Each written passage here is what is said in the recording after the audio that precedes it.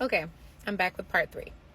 So this professor, what happened when I realized that this was something way bigger than what I thought it was, and I needed to get on out, was when this was maybe, I don't know, we had been all together for about a few months.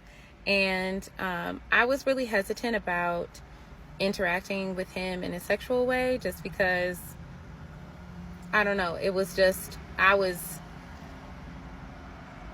a lot of different reasons. I'd say one, because he was one of the professors. So, I mean, he was quite a bit older than me.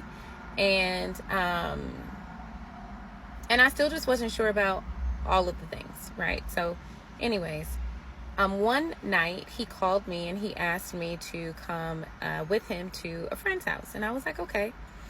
And he told me the person's name, and this person was actually a person that I came into school with. So I was like, oh yeah, okay, great. Knew his wife, all the things. So we go over their place, and I knew that he had been studying with him. So not just that he may have been his formal teacher at the school, but he was also like studying under him, and all of the different types of practices and rhetoric that he was teaching at the time about cultivating your sexual energy and harnessing your what did he call it? I don't know, something like when men, semen retention, all them kind of things, right? All along this Black consciousness through line of this all. So we get over there and see him, see his wife. They have kids, all that good stuff. The kids were, asleep. It was a little later on in the evening. And so we're all there and we're talking and all that good stuff. And they're looking at me like, oh, okay. Well, okay. So everybody was kind of understanding what all was happening, right?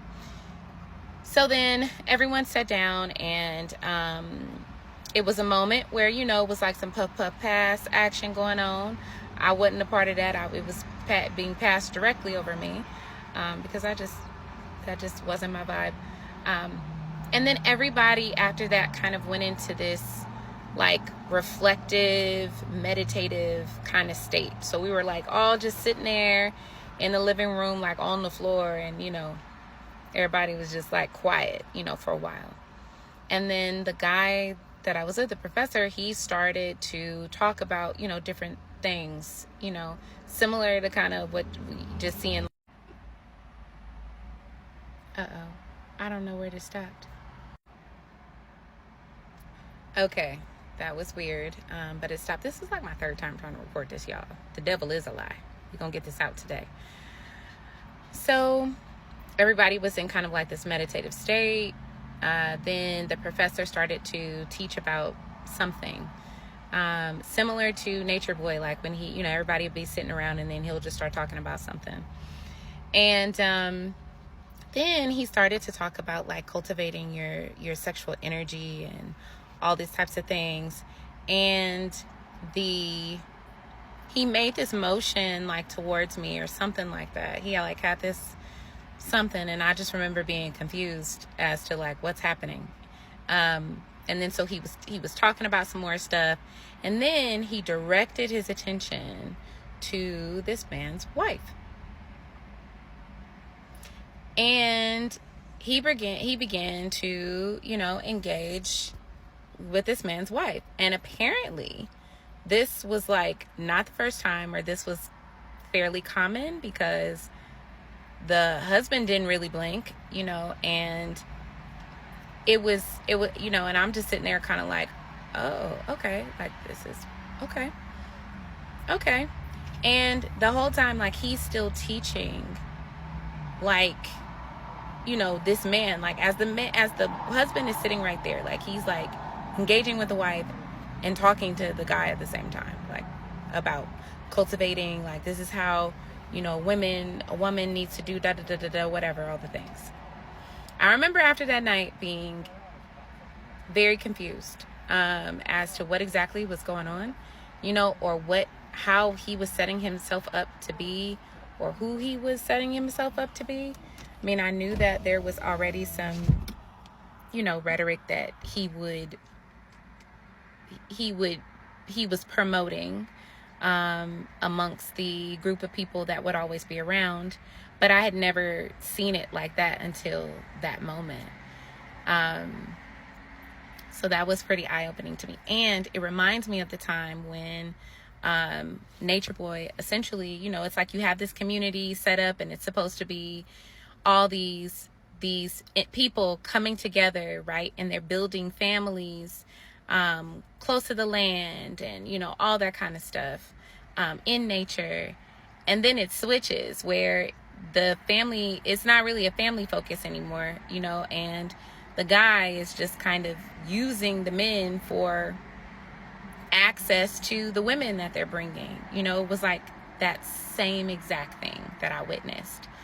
And so I saw them a couple of times, like in these other spaces. Now, I do want to highlight too the spiritual component of this all, because even that meeting and during other meetings when again I would see it would be all 3 or 1, 2, 3, 5 of us together, along with other people, like other couples. It would always be like around the new moon or around the full moon or around some type of celestial event.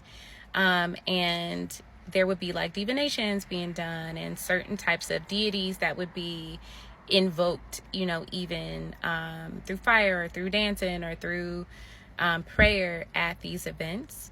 And so there was a deeply spiritual part too that was connected, and I did not understand how really that opened up the door that led me down almost 15 years of, you know, practicing Ifa. But another thing that I want to highlight is as all of these things are happening, and even the people within Carbon Nation, and it's why I think that we shouldn't be too hard on the people that were brave enough to speak up, you know, in the documentary, and to get themselves free in whatever ways they did, is because over time, when you experience things that are traumatic over and over and over again, your brain starts to rationalize it as it's something normal, you know. And so I think about myself in those situations. There was a part of me that as I continued to experience that, it became normal, which made it easy for me to then go into, you know, Ifa, Risheshe tradition and slaughter all of these animals, you know, and all of these other things that, you know, that I took part in, including like being an offering, you know, to a degree, to these different deities. And so I think what we have to understand is compounded trauma will do that, you know. And so I don't blame entirely these individuals, because we don't know exactly the types of things that they were, the environments that they were formed in, the kind of trauma that they were exposed to before they even got there. And then also seeing him repeatedly abuse them.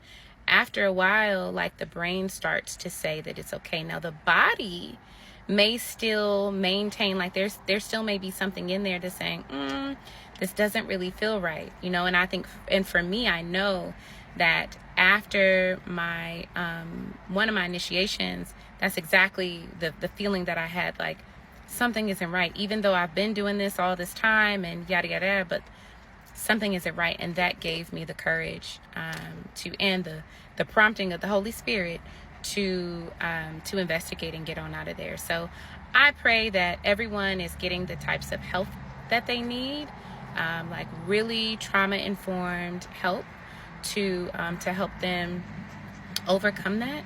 And I also just want to encourage anybody who has experienced anything like that, or anything like I just shared, that you're not alone, and there are qualified healthcare professionals that can assist.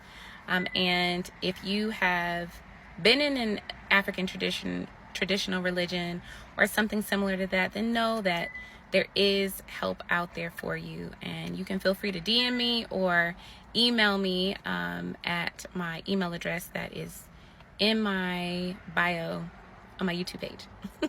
Love in the letter N, or a living, I'm sorry, living the letter N, his light. See you.